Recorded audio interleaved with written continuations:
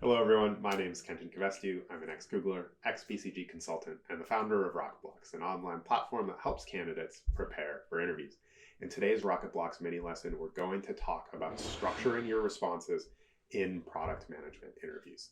Over the course of my career, I've interviewed hundreds of product managers, and the number one mistake that I see in candidates is not structuring their responses. There's either no structure at all, or sometimes they'll use a canned structure like circles off the shelf, even if it doesn't quite fit the question that has been asked. So what we're going to do in this video is we're first going to take a step back and understand, why does structuring your response actually matter? Once you understand that, it's going to be easier to actually productively build and use structures in your interview. And then in the second part, we're going to talk about just a live example and show sort of building a structure on a fly to a prototypical product management interview question. So let's go ahead and jump in.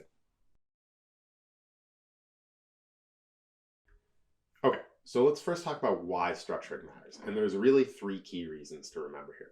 The first is that it shows that you can simplify a big, messy problem. And simplifying a big, messy problem is, quite frankly, probably one of the key skills that is needed for product managers on the job. It shows that you can take a big problem and say, okay, if we need to solve this big problem, we're really going to need to look at components A, B, and C, and then we can break those down further. It gives an organized way of looking at the world. They want to see that you can do that because that's critical on the job.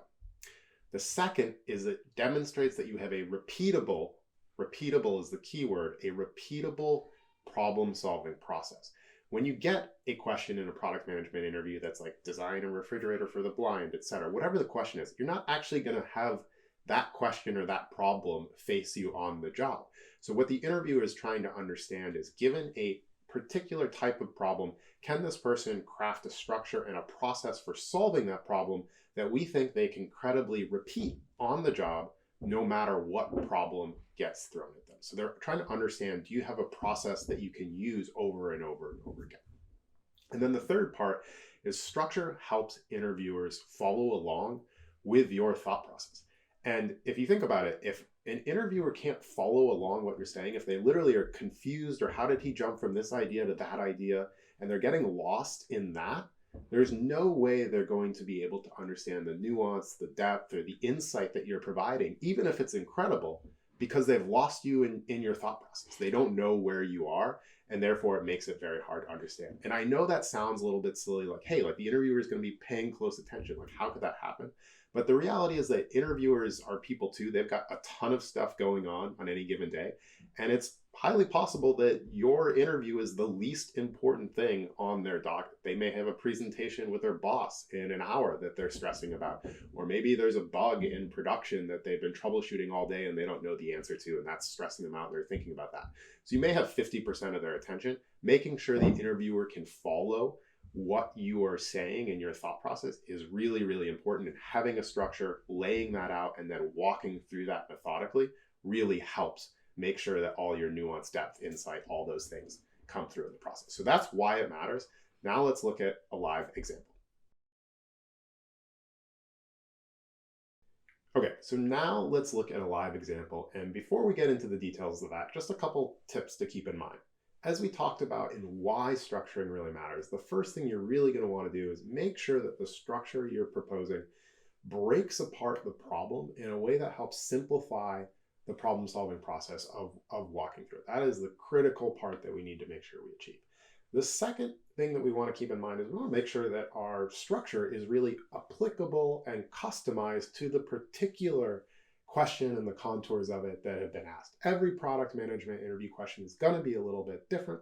And so we want to show that we're really considering that particular question that's been asked, rather than just pulling like an off-the-shelf product design framework, something like circles, for example. I'll link to that below. That's a very popular product design framework, and just using it no matter what sort of question is thrown at us. So those are the two things to keep in mind. Make sure that you're cleaving apart the problem, breaking it into components, and that it's applicable and really customized to the question that's been asked. And we've got additional videos going really, really deep on this process of like what makes a great structure. So I'm going to link to those below, and we'll include those. You can check those out. But now let's jump into this example. And let's imagine the question that we get is a very typical product execution style question Instagram revenue is down week over week. How would you investigate what's going on? Okay, so given this particular question, a couple things jump out at me. The first thing we're going to do is we're going to try and simplify this problem, right? We're trying to figure out why Instagram revenue is down.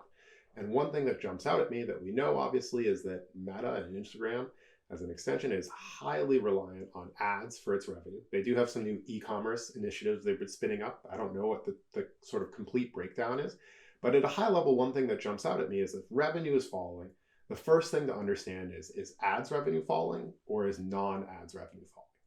This accomplishes a couple things for us if we think about that. At the beginning of the structure, it takes the problem and it cleaves it apart into two components that we can independently analyze. What's going on with our ads revenue? What's going on with revenue from other channels? Okay, now if we take that structure and we build upon it a little bit further, let's zoom in on the ads bucket. If ads revenue is falling, at a high level, we know that it means that either the number of ads that we're showing is going down, or the price that advertisers are paying on average per ad is going down, or both could also be going down at the same time. So now we've got a way to think about what's actually going on in that ads bucket, and we can analyze that, we can ask for that information, do some calculations, and sort of pull back the different layers of that problem in a very logical, structured way. On the non-ads bucket, we can do something similar.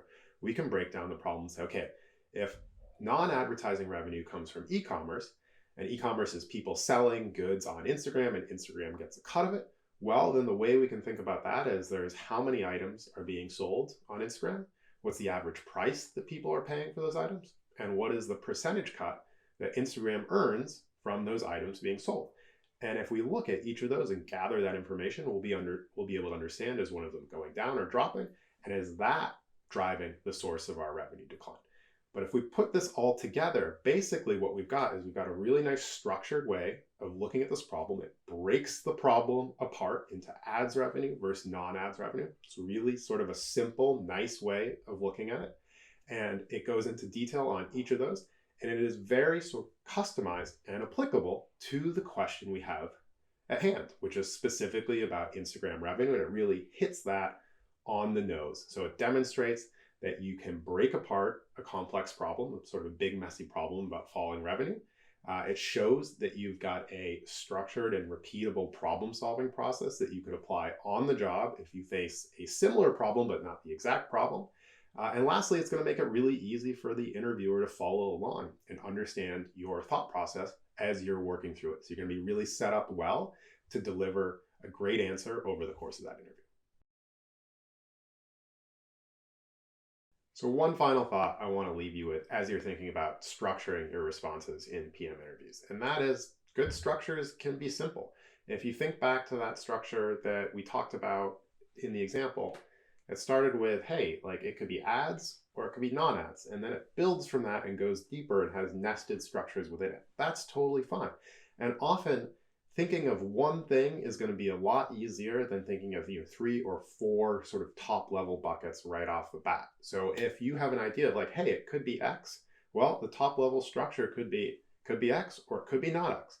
And then let's start digging into each of those in more detail and peeling back the layers of the onion. Thank you so much for watching. We have a ton of great content coming out on a weekly basis. So if you haven't subscribed yet already, please do so. There is a big red button below. Get all our content as soon as it comes out. And if you are preparing for interviews right now, I highly recommend you check us out at www.rocketblocks.me. We have a ton of concept reviews, drills, and prep partners to help you get ready for your interviews and put your best foot forward on interview day and land an offer. So thanks so much for watching. Have a great day.